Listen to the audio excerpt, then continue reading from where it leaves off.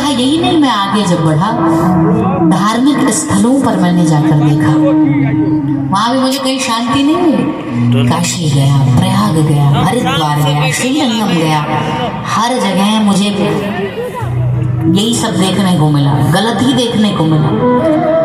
किसी ने कहा बड़ा सुंदर आलीशान मकान है, यह किसी राजप्रीत आचरण, यही तो कलयुग, यही तो कलिकाल का प्रभाव है। नारद जी ने कहा हर जगह अनाचार और धार्मिक स्थलों पर भी अधार्मिक लोगों ने अड्डा बना लिया, अड्डा जमा कर धार, मेरा मन बड़ा खिन्न हो गया।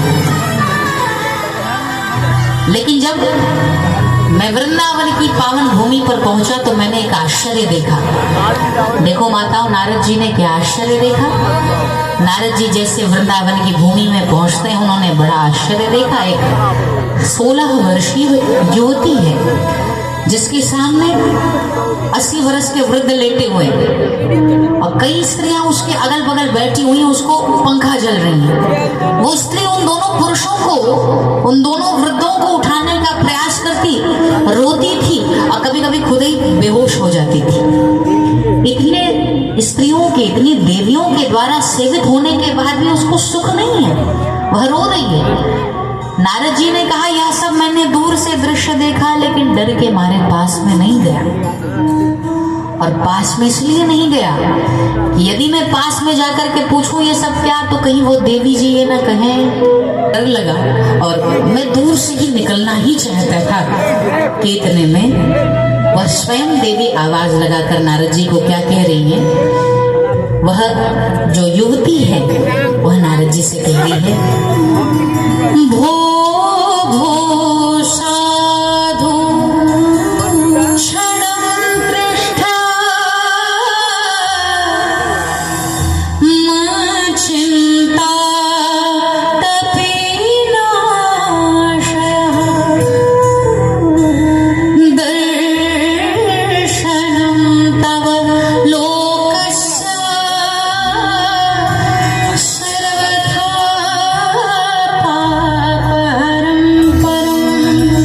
वह देवी कह रही है, अरे साधु रुको, संत भगवान रुको, हमारी चिंता मत, चिंता तपि नाश है। जब नारद जी पास गए, नारद जी ने पास जाकर के कहा ये क्या स्थिति है, चिंता शोक को दूर करो। तो नारद जी ने कहा शोक को तब दूर करे, पहले बताओ तो तुम कौन हो, ये स्त्रियां कौन है, क्या हो रहा है, ये दोनों वृद्ध कौन है। तो वो देवी कह रही है मैं कोई और नहीं बल्कि अहम भक्ति रीति